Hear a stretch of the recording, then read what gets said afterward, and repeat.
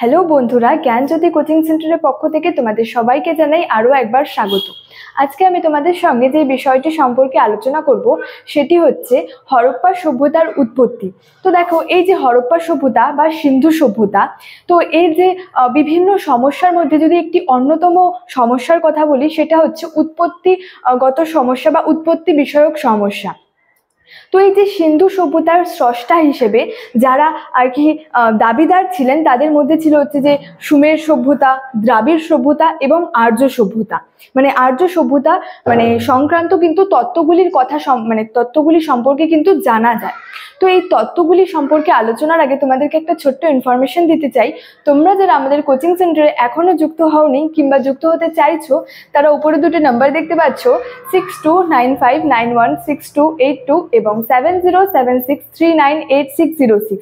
এই দুটি নাম্বারের মধ্যে কিন্তু যে কোনো একটি নাম্বারে যোগাযোগ করে আমাদের সঙ্গে কিন্তু যুক্ত হয়ে যেতে পারো। তো দেরি না করে কিন্তু আজকে টপিক সম্পর্কে আলোচনা শুরু করছি। তো দেখো, আমি প্রথমেই বললাম যে এই যে সিন্ধু সভ্যতার যে বিভিন্ন সমস্যার মধ্যে একটি অন্যতম সমস্যা ছিল যে উৎপত্তি বিষয়ক সমস্যা।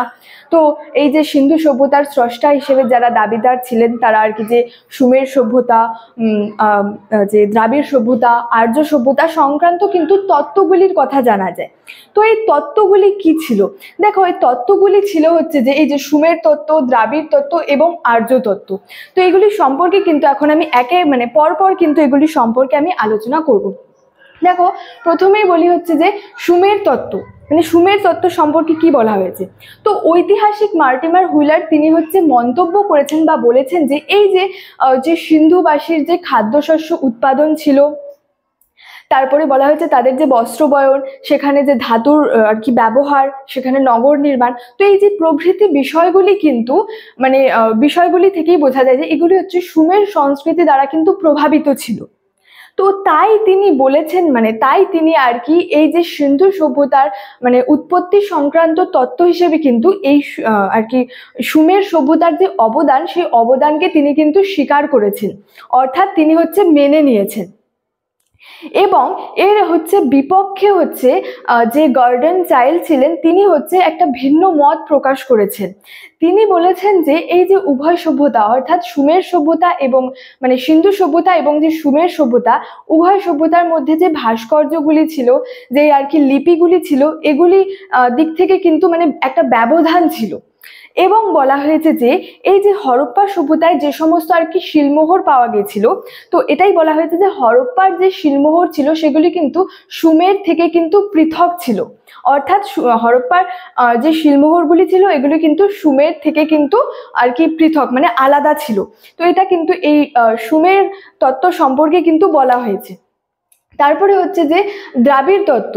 তো বলা হয়েছে যে দ্রাবিড়রাই ছিলেন হচ্ছে সিন্ধু সভ্যতার স্রষ্টা।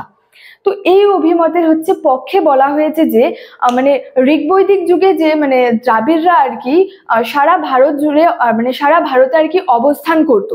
এবং বলা হয়েছে যে সিন্ধু উপত্যকায় আর কি যে সমস্ত নরকঙ্কালগুলির নিদর্শন পাওয়া গেছে, সেগুলিকে আর কি পরীক্ষা নিরীক্ষা করে সেখান থেকে জানা গেছে যে এখানে হচ্ছে এক মিশ্র নরগোষ্ঠী আর কি অবস্থান ছিল, অর্থাৎ মিশ্র নরগোষ্ঠীর অবস্থান এখানে অবস্থান করত। এবং যদি ধর্মের দিক থেকে বলি, তো বলা হয়েছে সেখানে যে ধর্মের দিক থেকে এই দ্রাবিড় সভ্যতা এবং যে দ্রাবিড় সভ্যতা এবং যে সিন্ধু সভ্যতা ছিল, তো এই দুটি সভ্যতার মধ্যে কিন্তু সাদৃশ্য ছিল, অর্থাৎ মিল ছিল। এবং এই উভয় সভ্যতায় কিন্তু শিব শক্তি ও কিন্তু লিঙ্গ পূজা করত।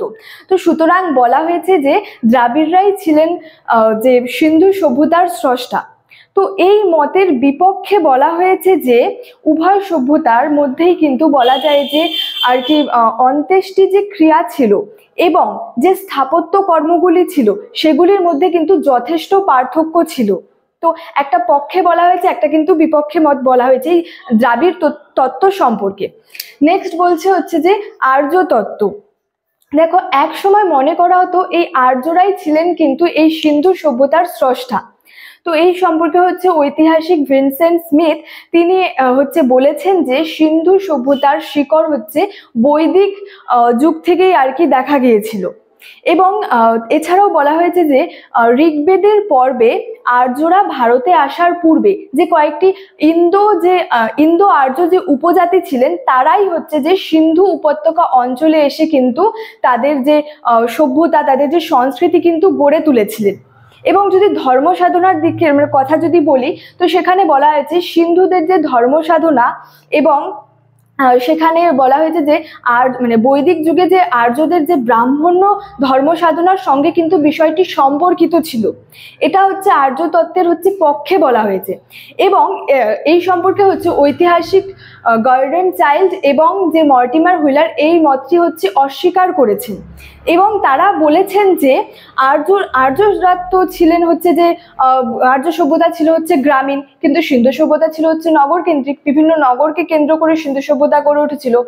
এছাড়াও বলা যায় যে আর্যরা লোহার ব্যবহার জানতো, কিন্তু সিন্ধুবাসীরা তো লোহার ব্যবহার জানতো না। এবং এছাড়াও বলা যায় যে সেখানে যে সিন্ধু সভ্যতায় মৃত ব্যক্তিদের সমাধিস্থ করা হতো, কিন্তু আর্য সভ্যতায় কিন্তু মৃত ব্যক্তিদের কিন্তু পুড়িয়ে দেওয়া হতো। এছাড়াও একটা যেটা মূল বলা হয়েছে যে আর্যরা কিন্তু এই নগরের স্রষ্টা ছিলেন না। বলা হয়েছে যে আর্যরা কিন্তু নগরের ধ্বংসকর্তা, অর্থাৎ আর্যরাই ছিলেন এই নগরের কিন্তু ধ্বংসকারী।